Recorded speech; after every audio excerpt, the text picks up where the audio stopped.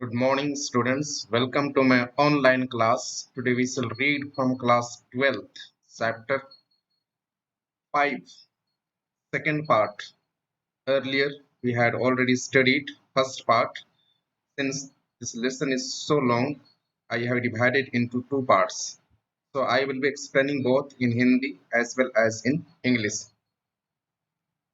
Just for the recap, read, what we had read earlier. The government was baffled. तो हमने पहले पढ़ चुका था कि किस तरह से महात्मा गांधी कोर्ट में उसको समन किया गया था, बुलाया गया था कोर्ट में, और किस तरह से भीड़ के भीड़ जो पेजेंट्स थे, किसान थे, कोर्ट के चारों ओर वे फैल गए थे बहुत भारी संख्या में, अपने अपने सुविधा के अनुसार पैदल ही, या तो बहुत सारे लोग उनको जो भी सुविधा मिली, चाहे बस मिला या जैसे भी उन लोग आए, लेकिन कोर्ट के चारों ओर इतनी भीड़ जमा हो गई थी और जो अधिकारी थे उस भीड़ को कंट्रोल नहीं कर पा रहे थे और उनका दिमाग चकरा गया था।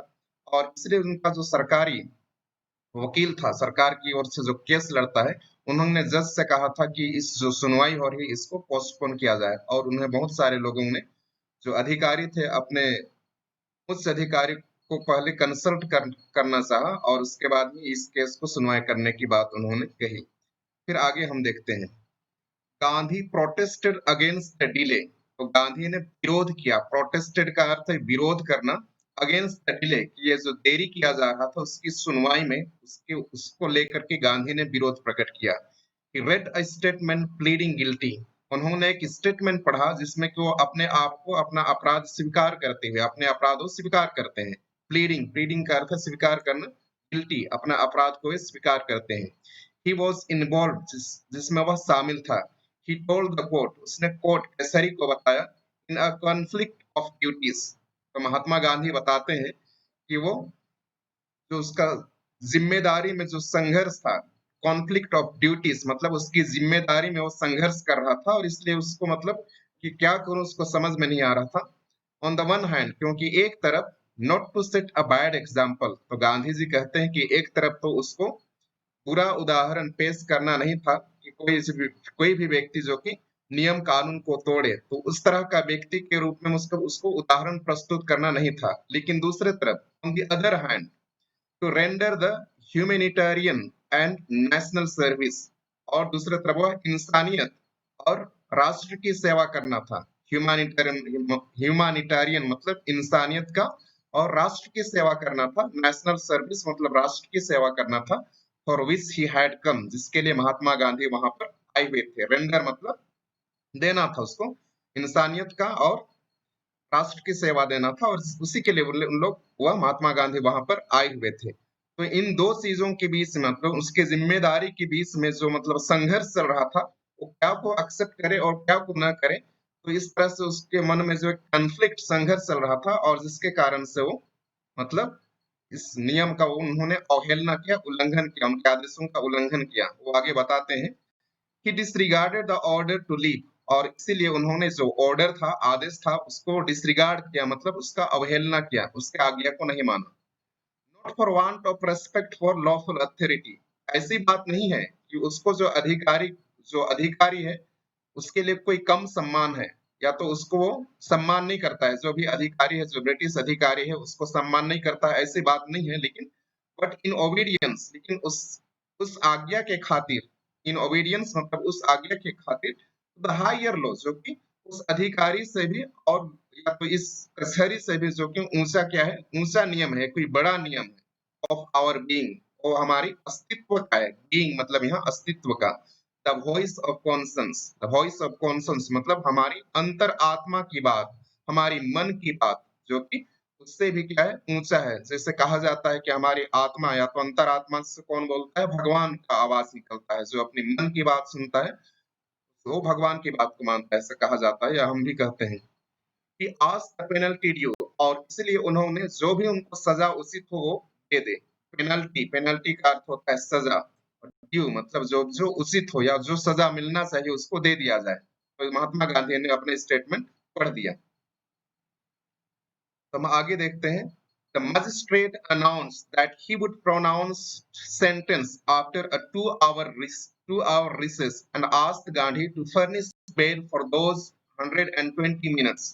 तो मजिस्ट्रेट या जो जज था उन्होंने घोषणा किया, अनाउंस मतलब घोषणा किया that he would pronounce कि वह प्रोनाउंस उच्चारित करेगा, सेंटेंस जो सजा होनी है उसको उच्चारित करेगा आफ्टर अ 2 hour रिसेस, 2 घंटे अवकाश के बाद। रिसेस, रिसेस का अर्थ होता है अवकाश, तो 2 घंटे के अवकाश के बाद सजा वो सुनाएगा। एंड आस्क्ड गांधी, और उन्होंने गांधी जी से कहा to furnish bail for those 120 minutes. अभी अवकाश से तो उसके लिए महात्मा गांधी को उसने कहा कि आप 2 घंटे के लिए क्या कर लो, बेल ले लो। ये बेल क्या होता है? बेल में कुछ, बेल या तो जमानत, जमानत लेने के लिए कचहरी में कुछ पैसे जमा करना पड़ते हैं, और वो उस समय भी क्या है, अपराध उसके ऊपर से जो अपराध या दोषारोपण लगाया गया है वह उससे दोष मुक्त नहीं हो जाता है, लेकिन वह कुछ समय के लिए मतलब वो फ्री इधर इधर वो घूम सकता है, जेल जेल वो नहीं जा सकता है, तो जेल से उसको मुक्ति मिल जाती है थोड़े दिनों के लिए। गांधी रिफ्यूज, तो इसलिए गांधी ने इनकार कर दिया बेल लेने से। द जज रिलीज्ड हिम विदाउट बेल, और जो जज था उसको मुक्त कर दिया बिना बेल के ही, बिना पैसे दिए ही उसको क्या कर दिया, मुक्त कर दिया। व्हेन द कोर्ट रिकन्वीन्ड, जब कचहरी दोबारा से शुरू हुआ, द जज सेड, तो जज ने कहा he would not deliver the judgment for several days, तो उन्होंने कहा कि वो जो जजमेंट है या जो उसकी सुनवाई होने वाला है उसको बहुत दिनों के लिए मतलब वो नहीं करने वाला है, वो अभी उस पर सुनवाई नहीं करेगा। Meanwhile he allowed Gandhi to remain at liberty, और इस समय तक उन्होंने महात्मा गांधी को अनुमति दे दी कि वे अपने आजादी के साथ क्या कर सके, वो रह सके, मतलब अभी उसके ऊपर दोषारोपण या किसी भी अपराध नहीं है, वो अपराधी की तरह नहीं, लेकिन स्वतंत्रता पूर्वक ये उधर उधर आजादी के साथ रह सकता है। राजेंद्र प्रसाद, ब्रिज किशोर बाबू, मौलाना मजहरुल हक and several other prominent lawyers had arrived from Bihar. तो इस घटना का घटने के बाद, जब कचहरी में ये सब घटना घट गया, तो जो हमारे देश के प्रथम राष्ट्रपति थे राजेंद्र प्रसाद, वो वकील भी थे, उसके साथ साथ और भी ये लोग, हमको इन नाम को याद करना चाहिए, जो कि हमारी जो आजादी की लड़ाई में इन्होंने भी बहुत सारा योगदान दिए, जैसे ब्रिज किशोर बाबू, मौलाना मजहरुल हक and several other prominent lawyers, और बहुत सारे मतलब महत्वपूर्ण या लॉयर्स, महत्वपूर्ण वकील had arrived from बिहार, ये सभी प्रतिभाशाली और कुछ इन्फ्लुएंशियल लोग कहाँ से पहुंचे, बिहार से पहुंचे, मोतिहारी।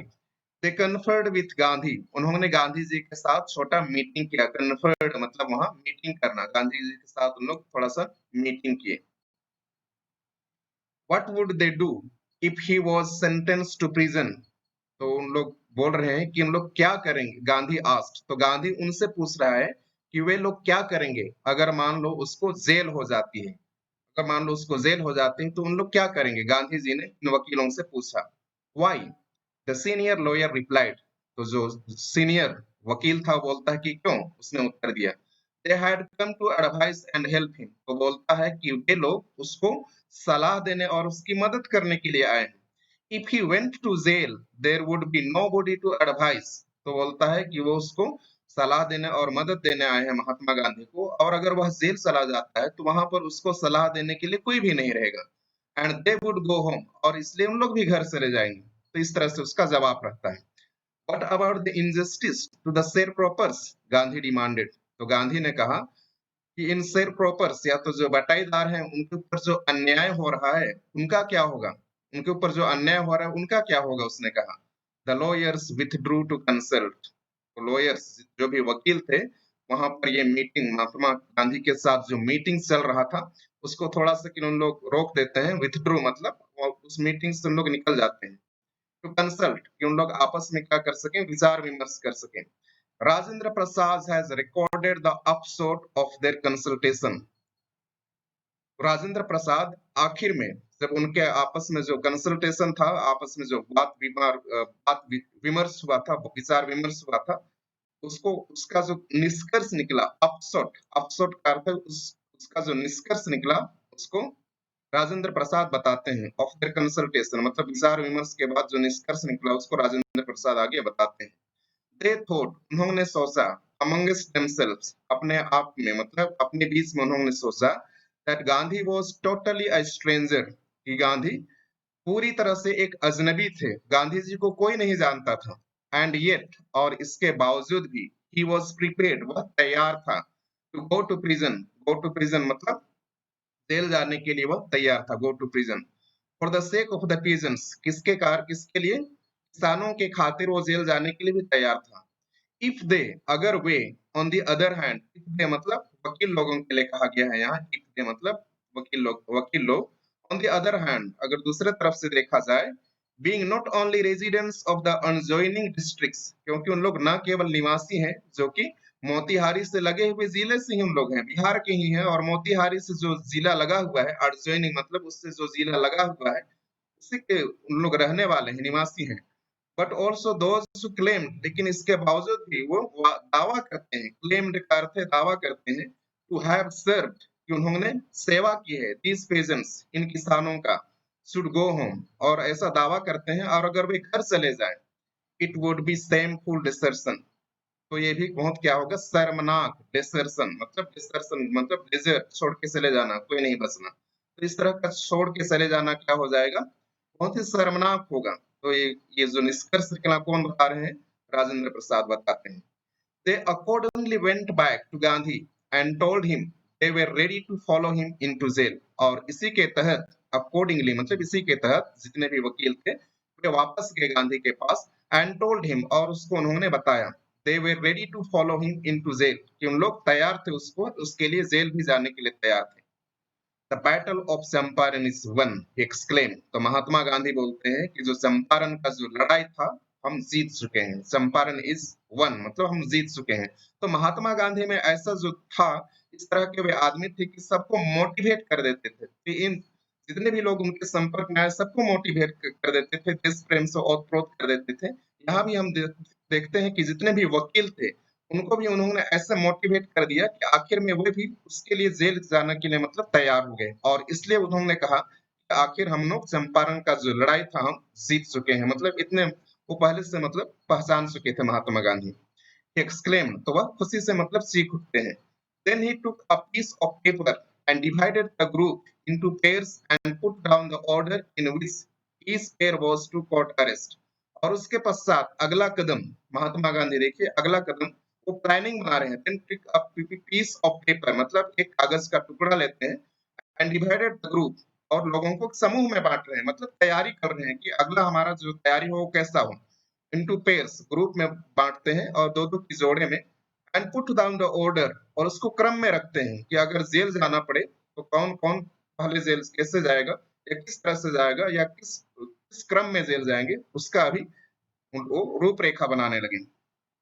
टू कोर्ट अरेस्ट मतलब जब अगर इस तरह का अवसर आ जाएगा उनको, मतलब कि उनको अगर जेल जाना पड़े तो उन लोग किस तरह का करेंगे।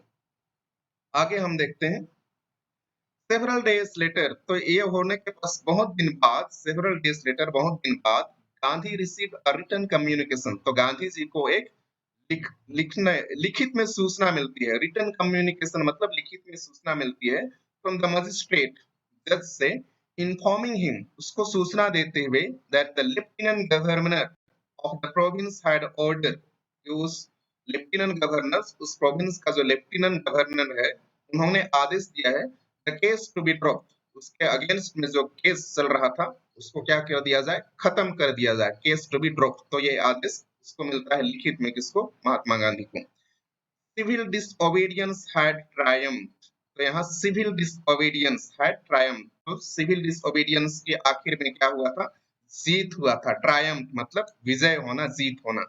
The first time in modern India, तो आधुनिक भारत में पहली बार सिविल डिसओबीडियंस की क्या हुई थी, जीत हुई थी, मतलब ये आजादी की शुरुआत ही था।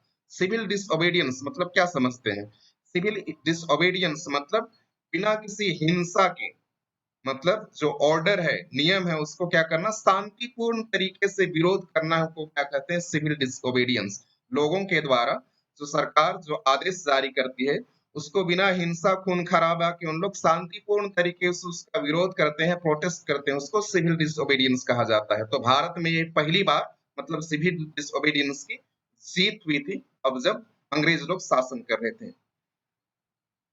Gandhi and the lawyers now proceeded to conduct a far-flung inquiry into the grievances of the farmers. तो गांधी और उनके साथ जितने भी वकील थे बिहार के, now proceeded, उन लोग आगे बढ़ गए, to conduct a far-flung inquiry. तो उन लोग बहुत लंबा चौड़ा, फार फ्लंग मतलब बहुत लंबा चौड़ा और गहराई से उन लोग क्या कर रहे हैं, खोज पड़ताल कर रहे हैं, inquiry into the grievances. Grievances मतलब जो भी अत्याचार हुआ है या जो भी मतलब शिकायत है किसानों का, उन पर हम लोग लंबा चौड़ा भी क्या कर रहे हैं, खोज पड़ताल कर रहे हैं। खोज पड़ताल करना शुरू कर दिए महात्मा गांधी और उनके साथ जो वकील थे उन लोग। Deposition of about 10,000 peasants were written down. Deposition का अर्थ है लिखित में, जो भी कंप्लेन था, अत्याचार था जो उनको किसानों से लिखित में उन लोग लिए। लगभग कितने लोग लिखित में दिए, 10,000 किसान लोग ने लिखित में अपना कंप्लेन दर्ज करवाया, written down. And notes made on other evidence, और बहुत सारे जो एविडेंस था, प्रमाण था, उस पर नोट्स बनाए गए। डॉक्यूमेंट्स वेर कलेक्टेड, बहुत सारे दस्तावेज को इकट्ठा किया गया।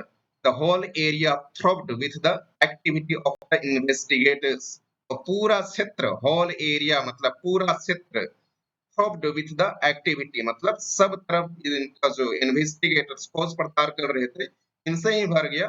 मतलब एक तरह से दर्द या पीड़ा का एहसास होने लगा, सब तरफ लोग देखने लगे कि अभी क्या हो रहा है, इन्वेस्टिगेशन चल रहा है, खोज पड़ताल चल रहा है। थ्रोब्ड विथ द एक्टिविटी मतलब पूरा एरिया भर गया विथ द एक्टिविटी, इस तरह के खोज पड़ताल से, और इन्वेस्टिगेटर्स मतलब जो खोज पड़ताल कर रहे थे उनसे। And the vehement protest of the landlords, और बहुत जोर शोर से, वेहेमेंट मतलब बहुत जोर से इन लोग भी क्या करना शुरू कर दिए, विरोध करना शुरू कर दिए। कौन? लैंडलॉर्ड्स। लैंडलॉर्ड्स मतलब जो जमींदार लोग थे, उन लोग भी बहुत जोर से विरोध करना शुरू कर दिए, क्योंकि उनके विरोध में ही क्या हो जा रहा है, खोज पड़ताल किया जा रहा है, और सब तरफ जितने भी खोज पड़ताल करने वाले थे उन लोग भर गए थे। तो उसको देख करके इन लोग बहुत जोर शोर से, वेहेमेंट वेहेमेंट प्रोटेस्ट मतलब बहुत जोर शोर से ये लैंडलॉर्ड या जो जमींदार थे उन लोग भी क्या करने लगे, विरोध करने लगे। In June Gandhi was summoned to Sir Edward Gait the lieutenant governor. तो जून के महीने गांधी जी को फिर बुलावा आया, समन मतलब बुलाना, उपस्थित होने के लिए कहा गया। तो sir Edward Gait, sir Edward Gait जो कि उस समय क्या थे, लेफ्टिनेंट गवर्नर थे, लेफ्टिनेंट गवर्नर थे, उनके सामने इसको उपस्थित करने होने के लिए कहा गया। Before he went, before he went, तो वहां जाने से पहले महात्मा गांधी, वहां जाने से पहले ही met leading associates and again led detailed plans for civil disobedience if he should not return। तो वहां जाने से पहले वो मुलाकात करते हैं लीडिंग एसोसिएट्स, तो उसके संगठन में या उनके साथी जो कि अग्रणी थे, मतलब जो मुख्य मुख्य लोग थे, मेन लोग थे, उनके साथ वो मुलाकात करते हैं। And again laid detailed plans, और उनके साथ एक लंबा चौड़ा फिर से योजना बनाते हैं, अगर मौका होगा तो फिर से क्या करेंगे उन लोग, सिविल डिसोबीडियंस करेंगे, मतलब आदेश का क्या करेंगे, सरकार के आदेश का शांतिपूर्ण तरीके से विरोध करेंगे, उसके लिए योजना बना करके जाते हैं। If he should not return, मतलब अगर वो महात्मा गांधी को कुछ हो जाता है या तो उसको जेल में डाल दिया जाता है, तो ऐसे परिस्थिति में वो पहले से योजना बना करके जाते हैं कि क्या करना होगा। Gandhi had four protracted interviews with the lieutenant governor। तो गांधी had मतलब गांधी के पास या तो गांधी जी के साथ फोर, चार, बहुत ही लंबा चौड़ा, प्रोट्रैक्टेड, प्रोट्रैक्टेड का अर्थ बहुत ही लंबा चौड़ा, इंटरव्यू हुआ किसके साथ, लेफ्टिनेंट गवर्नर के साथ। तो बहुत चार लंबा चौड़ा उसके साथ मीटिंग हुआ या तो इंटरव्यू हुआ लेफ्टिनेंट गवर्नर के साथ। हु एज अ रिजल्ट मतलब जो lieutenant governor as as a result मतलब परिणाम स्वरूप appointed an official commission to inquiry into the indigo shareholders, और उसके बाद में उसके परिणाम स्वरूप उन्होंने एक ऑफिशियल कमीशन बैठा दिया, अपॉइंट कर दिया ऑफिशियल कमीशन, जो कि इसको क्या करेगा, इंक्वायरी करेगा, खोज पड़ताल करेगा इनटू द इंडिगो शेयरहोल्डर्स, जो भी इंडिगो की खेती करते हैं, बटेदार हैं, उनका क्या करेगा, इंक्वायरी करेगा। तो इसके लिए उनकी सिचुएशन के बारे में, उनकी परिस्थिति के बारे में इंक्वायरी करेगा, इसलिए उन्होंने एक कमीशन बैठा दिया उनकी परिस्थिति के बारे में कि क्या अत्याचार हुआ है या उनके साथ किस तरह से मतलब प्रताड़ित किए गए हैं, उसकी इंक्वायरी करने के लिए। The commission consisted of landlords, government officers and Gandhi as the sole representative of the peasants. तो ये जो कमीशन था इसमें कौन कौन से लोग शामिल थे इसको बताया गया है। कंसिस्टेड ऑफ मतलब इसमें शामिल थे कौन कौन, लैंडलॉर्ड्स मतलब जमींदार लोग शामिल थे, गवर्नमेंट ऑफिसर्स सरकारी अधिकारी लोग शामिल थे, एंड गांधी और गांधी शामिल था एज द सोल रिप्रेजेंटेटिव, जो कि इकलौता, सोल मतलब इकलौता प्रतिनिधि था, रिप्रेजेंटेटिव मतलब प्रतिनिधि था, ऑफ द पीजेंट्स किसानों की ओर से वो इकलौता प्रतिनिधि था। कौन? Mahatma Gandhi. Gandhi remained in Champaran for an initial uninterrupted period of 7 months and then again for several shorter visits. तो गांधी जो है वो चंपारण में मतलब प्रारंभिक प्रारंभ में वो लगभग 7 महीने तक लगातार रहे। Gandhi remained in Champaran for an initial uninterrupted period of 7 months, मतलब प्रारंभ में वो लगातार 7 माह तक रहेगा चंपारण में, एंड देन और उसके बाद में again for several short visits, और उसके बाद में वो थोड़ा थोड़ा दिन के बाद में वहां उस शॉर्ट विजिट के लिए वो आते रहते थे। The visit undertaken casually on the entity of an unlettered peasant in the expectation that it would last a few days occupied almost a year of Gandhi's life. तो द विजिट, गांधी जी ने कभी नहीं सोचा था, उन्होंने सोचा था कि हो सकता है 1 सप्ताह या 2-3 दिन ही लगेगा, इस तरह का उन्होंने मतलब कैजुअल विजिट समझ करके वो एंट्रीटी, उसके रिक्वेस्ट पर, उसकी विनती पर, एंट्रीटी, एंट्रीटी का अर्थ है विनती पर, किसके विनती पर? एन अनलेटर्ड पेजेंट, जो कि अशिक्षित किसान था, उसकी विनती पर वो कहाँ गए थे? चंपारण गए थे। तो आपको पता होगा कि राजकुमार शुक्ला उसको मनाने के लिए गए थे और उन्होंने 1 सप्ताह तक महात्मा गांधी के पीछे पीछे चलते रहे और उसकी दृढ़ इच्छा शक्ति को देखते हुए महात्मा गांधी ने आखिर में उसके साथ आने को तैयार हो गए थे। तो महात्मा गांधी ने कभी नहीं सोचा था कि उसका पूरा जीवन का आधा हिस्सा या तो साल भर ही लग जाएगा चंपारण में। वो कम से कम मतलब 2-4 दिन या सप्ताह भर की बात ही सोचे थे और उसकी विनती पर उस अशिक्षित किसान लोग यहाँ पर आए हुए थे। इन एक्सपेक्टेशन, ये सोचते हुए that it would last a few days, ये सोचते हुए कि ये केवल कुछ ही दिन यहाँ मतलब कुछ ही दिन के लिए जारी होगा या कुछ ही दिन उसको समय व्यतीत करना होगा सोच के। occupied almost a year of Gandhi's life, लेकिन ये जो जो घटना थी वह गांधी जी के पूरा लगभग पूरा उसका 1 साल को ही, गांधी जी के जीवन का 1 साल को ही वो क्या कर दिया? ऑक्यूपाइड कर दिया, व्यस्त कर दिया। वो व्यस्त रहे कहाँ? चंपारण में। The official inquiry assembled a crushing mountain of evidence against the big planters. तो जो कमीशन बैठाया गया था और जो कमीशन जो अधिकारी थे उन लोग इंक्वायरी किए और उन्होंने बहुत अधिक मात्रा में, क्रशिंग माउंटेन मतलब भारी मात्रा में, मतलब प्रमाण इकट्ठा कर लिए, एविडेंस इकट्ठा कर लिए अगेंस्ट द बिग प्लांटर्स, जो जितने भी बिग प्लांटर्स थे, लैंडलॉर्ड्स थे, उनके विरुद्ध में बहुत बड़ी मात्रा में मतलब इन लोग एविडेंस प्रमाण जमा कर दिए। And when they so this, और जब ये जो लैंडलॉर्ड थे, जमींदार लोग थे, जब इन्होंने देखा इसको, दे अग्रीड, वो सहमत हो गए, क्योंकि उन्होंने जो प्रमाण दिख गया उनको कि उन लोग उनके साथ अत्याचार हुआ है, तो वे सहमत हो गए। इन प्रिंसिपल, सिद्धांतिक रूप से, प्रैक्टिकल में नहीं लेकिन सिद्धांतिक रूप से वो सहमत हो गए to make refunds to the peasants, कि उन लोग क्या करेंगे? रिफंड करेंगे किसानों को, उनका जो पैसा है उसको क्या करेंगे? वापस लौटाएंगे। रिफंड मतलब पैसा वापस लौटाना। But how much must we pay, but how much must we pay, they asked Gandhi, लेकिन उन्होंने गांधी जी से पूछा कि हम लोग को कितना वापस लौटाना पड़ेगा? They thought he would demand payment in full of the money which they had illegally and deceitfully extorted from the sharecroppers. तो they thought, उन्होंने पहले ही सोच रखा था, they thought मतलब पहले ही सोच रखे थे, he would demand, he would मतलब यहाँ महात्मा गांधी मांग करेंगे, डिमांड मतलब मांग करना, repayment, repayment in full, कि वो पूरा पूरा पैसा वापस मांगेंगे, the money, उस पैसा को which they had illegally, जिसको कि उन्होंने, वे लोग illegally मतलब असंवैधानिक तरीके से, एंड डिसीटफुली, और धोखे से, एक्सटॉर्टेड, एक्सटॉर्टेड मतलब ले लिए हैं, फ्रॉम द शेयर प्रॉपर्स, बटाईदार लोगों से उन्होंने असंवैधानिक तरीके से और धोखे से पैसा ले लिए हैं, उनको महात्मा गांधी पूरा का पूरा पैसा वापस लौटाएगा, ऐसा वो लोग सोच रहे थे। He asked only 50%, लेकिन आश्चर्य की बात है कि महात्मा गांधी ने केवल उनसे उनका आधा भाग ही वापस करने को कहा।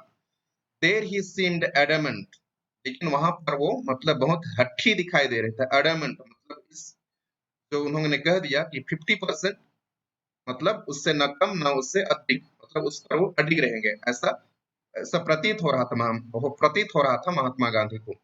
Writes Reverend J.S. Hoss, a British missionary in Champaran who observed the entire episode at close range. तो ऐसा कौन लिखता है? रेवरेंड जे जेड हॉस। जे जेड हॉस कौन था? एक ब्रिटिश मिशनरी था और इन जो भी घटनाएं चंपारण में घट रही है उसको बहुत नजदीकी से देखा था। और वो ऐसा लिखता है कि मतलब वो 50 से तो कम में नहीं मानेगा, ऐसा उसको ऐसा दिखाई दे रहा था। कौन? महात्मा गांधी। वो ऐसा लिखते हैं क्योंकि ये कोटेशन में लिखा हुआ है। इसकी कथन है इसका, जे जेड हॉस का, जो कि ब्रिटिश मिशनरी था। तो यहाँ मिशनरी शब्द को आपको अच्छी तरह से जानना चाहिए। मिशनरी मतलब जो भी व्यक्ति दूसरे देश में आकर के अपने संस्कृति या अपना धर्म का प्रसार करता है और लोगों को कहता है कि वे इस धर्म को स्वीकार करें या इस संस्कृति को स्वीकार करें, उसको कहा जाता है मिशनरी। तो ये मिशनरी आया हुआ था चंपारण में और वो जो भी घटनाएं घट रही थी उसको बहुत नजदीकी से देखा था। क्लोज रेंज मतलब बहुत नजदीकी से देखा था। Thinking probably that he would not give way, और इन लोग भी सोच रहे थे, जो भी जमींदार लोग थे उन लोग सोच रहे थे, प्रोबेबली मतलब वो उनका भी यही सोच था कि he would not give way, कि उनके लिए महात्मा गांधी कोई भी रास्ता नहीं देंगे। The representative of the planters offered to refund to the extent of 25%। उनको तो पता था कि महात्मा गांधी इससे कम में नहीं मानेंगे, लेकिन इसके बावजूद भी जो भी जमींदार लोगों के प्रतिनिधि थे उन्होंने उनको ऑफर किया कि उन लोग 25% ही पैसा रिफंड करेंगे, 25 पैसे ही पैसा रिफंड करेंगे, क्योंकि उन लोग ऐसे ही बोल रहे हैं। उन लोग तो उनके मन में पता था, तो हम लोग मुंह से बोल के तो देखते हैं कि अगर 25% में महात्मा गांधी मान जाए, इस तरह का उनके मन में विचार था। एंड टू हिज अमेजमेंट, और उनको इस बात पर आश्चर्य हुआ, mister Gandhi took him at his word, क्योंकि महात्मा गांधी उन्होंने अगर 25% बोल दिया तो उनको उनके शब्दों में ही ले लिया, मतलब मान गए। दस ब्रेकिंग द डेडलॉक, और इस तरह जो उनके बीच में अवरोध था वो क्या हो गया? टूट गया। अवरोध था वो टूट गया, फिर से मतलब जो पहले के समान खेती किसानी करने लगे। This settlement was adopted unanimously by the commission. तो ये जो समझौता हुआ कमीशन के द्वारा, मतलब स्वेच्छा से, सब लोग सबकी सहमति से, मतलब ये समझौता किया गया। Gandhi explained that the amount of the refund was less important than the fact that landlords had been obliged to surrender part of their money and with it part of their prestige. तो गांधी बाद में इसका व्याख्या करते हुए कहते हैं, Gandhi explain मतलब व्याख्या करते हुए कहते हैं, that the amount of the refund, कि जो पैसा रिफंड किया गया वो अधिक मायने नहीं रखता है, वो अधिक महत्वपूर्ण नहीं था than the fact, बल्कि उस सच्चाई का, that the landlords, के जमींदार लोग had been obliged to surrender part of the money, कि इन लोग जो है अपने पैसे का आधा भाग सरेंडर करने के लिए क्या हो गए हैं? सहमत हो गए हैं। अपना पैसे का आधा भाग देने के लिए सहमत हो गए, with a part of their Prestige, और उसी के साथ ही अपना मान सम्मान का भी, मतलब उन लोग अभी भारतीयों के सामने या उन लोग झुक गए, मतलब उन लोग इतना अधिक अपने अपना मान सम्मान शौकत को समझते थे, जो शोहरत था उसका बहुत ऊंचा समझते थे, लेकिन अभी कम से कम उन लोग उनका जो आधा पैसा उन लोग देने के लिए सहमत हो गए और इन लोग भारतीयों के सामने झुक गए, यही बड़ी बात है। कौन बोलते हैं? Mahatma Gandhi. Therefore, as far as the peasants were concerned, और इसीलिए बोलते हैं जितना तक हो सके किसानों की बात है, the planters had behaved as lords, तो किसानों के साथ ये जो जमींदार लोग थे उनके साथ उन लोग भगवान के समान व्यवहार करते थे। as lords मतलब भगवान के समान व्यवहार करते थे। अब इस लॉर्ड्स अबव द लॉ, तो ये लोग अपने आप को उस नियम कानून से भी ऊपर समझते थे। जो किसानों के साथ जब इन लोग व्यवहार करते थे तो भगवान समझते थे, और ये जो नियम कानून था उससे भी अपने आप को ऊपर मानते थे। Now the peasants so that he had rights and defenders, he learned courage. लेकिन अभी जब किसानों ने देखा कि उसके भी कुछ हक है, राइट्स, उसके भी कुछ हक है, उसके भी कुछ अधिकार है, एंड डिफेंडर्स, और उस उनके अधिकारों की रक्षा करने वाले भी हैं। ही लर्नड करेज, और पहली बार उसको उसके दिल में क्या आ गया? हिम्मत आ गया, जोश आ गया, करेज आ गया। इवेंट्स जस्टिफाइड गांधीज पोजीशन, और आगे जो घटनाएं आती हैं वो सही भी ठहराती हैं गांधी जी को कि उन्होंने जो पैसा रिफंड करना वो अधिक मायने नहीं रखता था, बोलता है, ये बात सही भी साबित होती है। With in a few years, कुछ ही दिनों बीतने के पश्चात या कुछ ही वर्ष बीतने के पश्चात, the British planters abandon their states, जो कि ब्रिटिश जमींदार लोग थे उन्होंने त्याग दिया, अबंडन मतलब त्याग दिया, देयर स्टेट्स अपने जमीन को, रिवर्टेड टू द पेजेंट्स, और जिसको लौटाया गया, रिवर्टेड मतलब जिसको लौटाया गया, टू द पेजेंट्स, किसको लौटाया गया, किसानों को लौटाया गया। मतलब देखिए अभी जो था, ये जो जितने भी जमींदार लोग थे उस जो जमीन हड़प लिए थे उसको किसानों को लौटा देते हैं।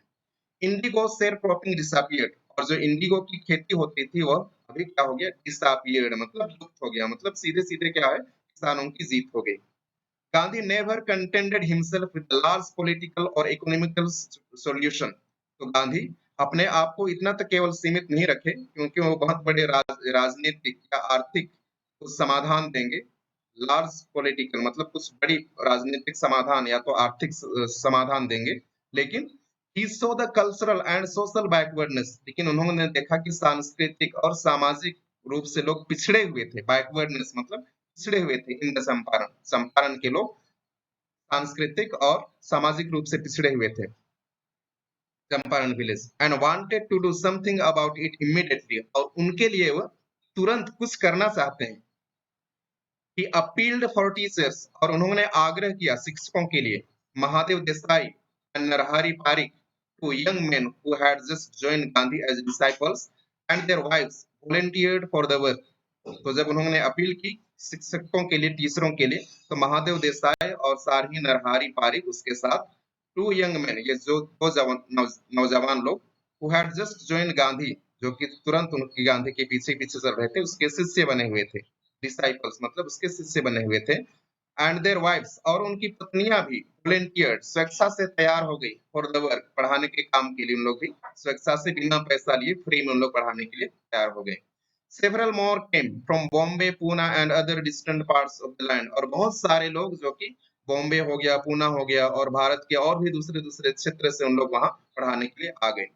देवदास गांधी यंगेस्ट सन, तो ये देवदास जो है गांधी जी का सबसे छोटा बेटा था, अराइव फ्रॉम द आश्रम, वो भी आश्रम से वहां पहुंच जाते हैं। And so did Mrs Gandhi, और इसी तरह उसकी पत्नी, महात्मा गांधी की पत्नी भी। Primary schools were open in 6 villages, तो 6 गांवों में प्राइमरी स्कूल खोला जाता है। Kasturbai taught the ashram rules, और यहाँ कस्तूरबाई जो है महात्मा गांधी की पत्नी को कस्तूरबाई बोला गया है, कस्तूरबा बाई को, टोड द आश्रम रूल्स, जो भी आश्रम में जो नियम कानून होते थे उसको उन्होंने पढ़ाना शुरू कर दिया। ऑन पर्सनल क्लीनलीनेस मतलब व्यक्तिगत साफ सफाई में, एंड कम्युनिटी सैनिटेशन, और सामुदायिक रूप से मतलब उनकी साफ सफाई में, व्यक्तिगत साफ सुथरा कैसे रखना है और समुदाय में सामूहिक रूप से साफ सुथरा कैसे रखना है उसकी वो शिक्षा देने लगी। कौन? महात्मा गांधी की पत्नी। नेक्स्ट हम लोग देखते हैं, ये तो हो गया एजुकेशन से संबंधित, अगला है हेल्थ के संबंध में। हेल्थ कंडीशंस वेर मिजरेबल, तो यहाँ जो स्थिति थी वो जो स्वास्थ्य के स्वास्थ्य का जो कंडीशन था वो बहुत ही दयनीय था। मिजरेबल, मिजरेबल का अर्थ है स्वास्थ्य का जो कंडीशन था बहुत ही दयनीय था। Gandhi got a doctor to volunteer his services for 6 months, तो गांधी ने एक डॉक्टर को वहां लेके आया जो कि वो भी स्वेच्छा से अपना सेवा दिया 6 माह के लिए, बिना पैसा लिए वो भी अपना काम किया 6 माह तक। थ्री मेडिसिन वेर अवेलेबल, तो वहां 3 ही दवाइयां उपलब्ध थी। कैस्टर ऑयल पहला, क्विनाइन एंड सल्फर ऑइंटमेंट, ये दवाइयां उपलब्ध थी। Anybody who showed a coated tongue was given a dose of castor oil, कोई भी व्यक्ति अगर उसके जीभ में छाल पड़ जाता था, पॉटेड टंग मतलब जीभ जीभ में छाल पड़ जाता था, तो उसको क्या दिया जाता था, 1 डोज कैस्टर ऑयल दिया जाता था। Anybody with malaria fever received quinine plus castor oil, और जिस किसी को भी मलेरिया की बीमारी हो जाती थी तो उसको क्विनाइन प्लस और कैस्टर ऑयल दिया जाता था, क्विनाइन और कैस्टर ऑयल उसको दिया जाता था। एनीबॉडी विथ स्किन इरप्शन, और अगर किसी के शरीर में कुछ फोड़ा फुंसी उठ गया है उसको दिया जाता था ऑइंटमेंट प्लस कैस्टर ऑयल, तो उसको ऑइंटमेंट दिया जाता था, साथ ही साथ कैस्टर ऑयल भी दिया जाता था। Gandhi notice the filthy state of women's clothes, तो गांधी ध्यान देते हुए देखते हैं कि जो महिलाएं हैं उनका कपड़ा कितना गंदा है। फिल्थी, फिल्थी मतलब उन जो कपड़ा पहने हुए थी महिलाएं, उनका कपड़ा बहुत गंदा था। He asked Kasturbai to talk to them about it, और उन्होंने अपनी पत्नी कस्तूरबाई को जाकर के बोलते हैं कि तुम इनके बारे में इन महिलाओं से बात करो। One woman took Kasturbai into her hut and said, तो एक महिला जो है वह कस्तूरबाई को अपने झोपड़ी में ले जाती है और वह कहती है, लुक देखो, देयर इज नो बॉक्स, वहां पर कोई भी बक्सा नहीं है, और कप बोर्ड या तो कपड़ा रखने के लिए कप बोर्ड भी नहीं है हियर, फॉर क्लॉथ्स मतलब कपड़ा रखने के लिए कप बोर्ड भी नहीं है। The sari I am wearing is the only one I have, और ये जो साड़ी मैं पहनी हुई हूँ यही केवल मेरे पास एक ही साड़ी है। तो कैसे मतलब पूरा टोटल गरीबी को दर्शाता है कि कैसे भारतीय लोग कितना गरीब लोग सहन कर रहे थे। ये गरीब किसान लोग थे, उनके पास पहनने के लिए भी दूसरा कपड़ा नहीं था। During his long stay in Champaran, Gandhi kept a long distance watch on the ashram. तो जब लम, बहुत लंबे समय तक लगभग 6 महीने तक वो चंपारण में थे गांधी जी, तो वहां से भी वो मतलब अपना आश्रम का जो कार्य चल रहा है उसको उन लोग वो देखते थे। Gandhi kept a long distance watch on the आश्रम, मतलब वहां से वो आश्रम की कार्य विधि को देखते थे, वहां से वो आश्रम को चलाते थे। He sent regular instructions by mail and asked for financial accounts. तो वह हमेशा रेगुलर मतलब नियमित रूप से कुछ निर्देशन भेजते थे, कैसे मेल से, और उनका फाइनेंशियल अकाउंट भी वो मंगा लेते थे कि कितना आय हुआ है कितना व्यय हुआ है उसकी देखभाल करने के लिए। Once he wrote to the residence, उन्होंने एक बार एक रेजिडेंस को एक निवासी को लिखते हैं that it was time to fill in the old latrine trenches, ये अभी क्या हो गया है, समय हो गया है, इट वाज टाइम, समय हो गया है टू फिल बंद करने के लिए the old latrine trenches, old latrine trenches. तो उस समय जो भी लैट्रिन करने के लिए जो पहले गड्ढा खोदा जाता था, आज की तरह उतना अधिक सुविधा युक्त नहीं था, और जब वो भर जाता था तो उसको फिर से उन लोग बंद कर देते थे, दूसरा गड्ढा खोदते थे। तो वो लैट्रिन का जो गड्ढा था, ट्रेंचेस, ट्रेंचेस का अर्थ गड्ढा था, वो भर गया था। एंड डिग न्यू वंस, और इसलिए महात्मा गांधी उसको आदेश देते हैं कि नया तुम खुदाई करो, डिग का अर्थ खुदाई करो, न्यू वंस नया को, अदरवाइज नहीं तो the old ones would begin to smell bad, नहीं तो पुराना जो गड्ढा है वह बहुत बदबू देने लगेगा, खराब खराब गंध देने लगेगा। नेक्स्ट हम लोग देखते हैं the Champaran episode was a turning point in Gandhi's life. तो ये जो चंपारण में जो घटना घटा वो क्या हुआ, टर्निंग पॉइंट, मतलब गांधी के जीवन का एक टर्निंग पॉइंट था, एक मोड़, नया मोड़ था। व्हाट आई डिड, गांधी कहते हैं, तो ही एक्सप्लेन, गांधी बोलते हैं कि मैंने क्या किया, was a very ordinary thing, मैंने जो भी किया वो बहुत ही एक साधारण सा चीज था। आई डिक्लेयर्ड, मैंने घोषणा किया that the British could not order me about in my own country, तो उन्होंने यही घोषणा किया कि जो विदेशी लोग हैं, ब्रिटिश लोग हैं, मेरे को आदेश नहीं दे सकते हैं, मेरे ही देश में उन लोग आदेश नहीं दे सकते हैं कि तुम ये करो वो करो, मेरे को उन लोग आदेश नहीं दे सकते हैं, मैं तो इतना ही घोषणा किया, बोल महात्मा गांधी ने कहा। But Champaran did not begin as an act of defiance, it grew out of an attempt to alleviate the distress of large number of poor peasants. तो चंपारण का जो घटना था, जिस तरह से उन्होंने सिविल डिसोबीडियंस किया, उनके आज्ञा का उल्लंघन किया, मतलब इस तरह से मतलब उनका, उसके कारण ये नहीं हुआ, क्योंकि उनको मतलब आज्ञा केवल नहीं मानना था, वही मेन कारण नहीं था, महात्मा गांधी कह रहे हैं did not begin as an act of defiance, मतलब उन्होंने आज्ञा का अवहेलना किया, इसके कारण चंपारण का ये घटना नहीं हुआ, लेकिन it grew out an attempt to alleviate the distress of large number of poor peasants, लेकिन it grew out an attempt मतलब उनका प्रयास था, अटेम्प्ट मतलब प्रयास था, टू अलिविएट कम करने का, अलिविएट का अर्थ होता है कम करना, डिस्ट्रेस उनके दुख तकलीफ को, of large number of poor pageants, जो भारी संख्या में जो गरीब किसान है उनके जो दुख तकलीफ है उनको कम करने का ये जो मतलब उनको उनके दुख तकलीफ को कम करने का उद्देश्य था। This was the typical Gandhi pattern, और यही मतलब क्या था, एक गांधी पैटर्न था, गांधी महात्मा गांधी का काम करने का एक अलग ही तरीका था। हिज पॉलिटिक्स वेर इंटरविन्ड, उसका जो राजनीति था वो जुड़ा हुआ था, इंटरविन्ड मतलब उसको संयोजित किया हुआ था, जुड़ा हुआ था विद द प्रैक्टिकल, और राजनीति केवल नहीं करते थे लेकिन प्रैक्टिकल के साथ उसका राजनीति जुड़ा हुआ था। Day to day problems of the millions, मतलब लाखों की संख्या में जितने भी दिन प्रतिदिन का जो समस्या है उसके पॉलिटिक्स में जुड़ा हुआ था। This was not a loyalty to abstraction, तो महात्मा गांधी का वफादारी मतलब विचार में केवल नहीं था, अब्स्ट्रैक्शन मतलब विचार, हवा में केवल नहीं था उसका, मतलब लॉयल्टी या तो उसकी ईमानदारी हवा में नहीं था, मतलब ऐसा वादा कर दिया, हवा हवाई में बात कर दिए और कुछ नहीं किए, उस तरह की बात महात्मा गांधी नहीं करते थे, लेकिन प्रैक्टिकल में वो करते थे।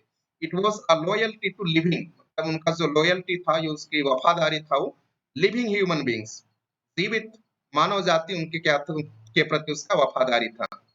In everything Gandhi did, moreover, he tried to mold a free Indian who would stand on his own feet and thus make India free. In everything Gandhi did, मतलब जो भी गांधी ने किया उसमें वो प्रयास किया कि हर एक भारतीय अपने पैर पर खड़े रहे। न्यू फ्री इंडियन मतलब अपने पैरों पर खड़ा रहे। Who could stand on his own feet मतलब अपने पैरों पर खड़ा रहे एंड दस मेक इंडिया फ्री, और तब वो एक दिन भारत को भी क्या कर सकेगा, आजाद कर सकेगा, स्वतंत्र कर सकेगा। Early in the Champaran action, यहाँ और एक घटना को यहाँ बताते हैं कि मतलब चंपारण में रहते समय क्या घटना घटी थी। Early in the Champaran action मतलब Champaran action, Charles Freer Andrews the English pacifist who had become a devoted follower of Mahatma came to bid Gandhi farewell before going on tour of duty to the Fiji Islands। तो ये व्यक्ति का नाम है Charles Freer Andrews. Charles फ्रीस Andrews आप नाम याद कर सकते हैं। द इंग्लिश पैसिफिस्ट, ये एक अंग्रेज था जो कि पैसिफिस्ट मतलब शांति प्रिय आदमी था, हिंसा पर विश्वास नहीं करता था, लड़ाई झगड़ा पर विश्वास नहीं करता था, लेकिन शांति से रहना चाहता था। Who had become a devoted follower, जो कि एक महात्मा गांधी का क्या बन गया था, अनुयायी बन गया था। ऑफ महात्मा, तो महात्मा गांधी का अनुयायी बन गया था। Came to bid Gandhi farewell, उन्होंने महात्मा गांधी के पास उसको अलविदा कहने के लिए, बाय बाय कहने के लिए आया। बिड फेयरवेल मतलब अलविदा कहने के लिए आया, क्योंकि वह कहीं निकल रहा था। Before going on a tour of duty to Fiji island, क्योंकि फिजी के द्वीप में वो एक लंबा टूर में जा रहा था, तो वहां जाने से पहले महात्मा गांधी के पास वो मिलने आता है, उसको बाय बाय करने आता है। Gandhi's lawyer friends thought it would be a good idea for Andrews to stay in Champaran। तो जो गांधी जी के जो वकील दोस्त लोग थे, उन्होंने सोचा it would be good idea कि ये बहुत अच्छा रहेगा फॉर एंड्रूज, किसके लिए, एंड्रू के लिए, टू स्टे इन चंपारण, कि वो अभी हमारे साथ कहाँ रुके, चंपारण में रुके, एंड हेल्प, और वो उनकी मदद करे। किनकी मदद करे, भारतीयों की मदद करे। Andrews was willing if Gandhi agreed, और एंड्रू भी सहमत हो गया था अगर गांधी उसको परमिशन दे देते, अगर गांधी सहमत हो जाते तो मतलब वो तो रुकने के लिए तैयार था Andrew. But Gandhi was vehemently opposed, vehemently शब्द पहले भी आ चुका है, मतलब बहुत जोर शोर से इसका विरोध किया गांधी ने। ही सेड, उसने कहा, you think that in this unequal fight, तो गांधी जी बोल रहे हैं कि क्या आप तुम लोग सोचते हो ये जो अनइक्वल फाइट है, क्योंकि हम लोग एक तो पावरफुल है, जो अंग्रेज लोग, हम लोग पावरफुल है, और हम लोग क्या है, पावरलेस है, हमारे पास कोई शक्ति नहीं है, क्योंकि उन लोग सत्ता में है, उन लोग पावरफुल है, तो ये क्या, किस तरह का फाइट है, अनइक्वल फाइट है। इट वुड बी हेल्पफुल, तो ये क्या होगा, बहुत मददगार होगा, क्या तुम ऐसा सोचते हो। If we have an English man on our side, अगर हम एक अंग्रेज को हमारे साथ में मिला लेते हैं तो क्या एक मतलब क्या हम युद्ध जीत जाएंगे। This shows the weakness of our heart, तो बताते हैं कि ये हमारे हृदय की कमजोरी को दिखाता है, हमारा दब्बूपन को दिखाता है, हमारा दब्बूपन को दिखाता है। द कॉज इज जस्ट, तो बोल रहा है जो भी हम कर रहे हैं वो सही है। And you must rely upon yourselves, और तुमको अपने आप पर निर्भर होना चाहिए, टू विन द बैटल, इस लड़ाई को जीतने के लिए। You should not seek a prop in Mr Andrews, तुमको मिस्टर एंड्रू को एक खिलौने की तरह प्रयोग नहीं करना चाहिए। Because he happens to be an English man, क्योंकि वह एक अंग्रेज व्यक्ति होता है, वह हमारी मदद करेगा, ऐसा तुमको नहीं सोचना चाहिए। He had read our mind correctly, Rajendra Prasad comments, तो राजेंद्र प्रसाद कहते हैं इन बातों को सुन करके कि गांधी जी ने हमारे दिमाग को सही पढ़ा। And we had no reply, और हमारे पास कोई जवाब भी नहीं था। Gandhi in this way taught us a self lesson in self reliance, और गांधी इस तरह से हम लोगों को शिक्षा दिए कि हम लोग आत्मनिर्भर बने, अपने आप पर विश्वास करें। Self reliance, Indian independence and help to set propers were all abound together, तो यहाँ पर आत्मनिर्भर और भारत की स्वतंत्रता और साथ ही साथ बटाईदार या तो शेयर प्रॉपर्स, ये सब मिले हुए, मतलब सब क्या हुआ था, एक के साथ एक जुड़ा हुआ था। और बाउंड टुगेदर मतलब तीनों एक साथ जुड़े हुए थे। तो इस तरह से हम देखते हैं कि ये पार्ट अब समाप्त हो गया, दूसरा पार्ट। तो आप सबको जरूर समझ में आया होगा, और अगर आप जो भी समझ में आया नहीं आया, आप जरूर कमेंट करके लिखिए। और आप अगर अभी तक मेरा चैनल सब्सक्राइब नहीं किए हैं तो जरूर सब्सक्राइब कीजिए, लाइक कीजिए और शेयरिंग कीजिए। तो हम यहाँ अपना ये क्लास अंत करते हैं।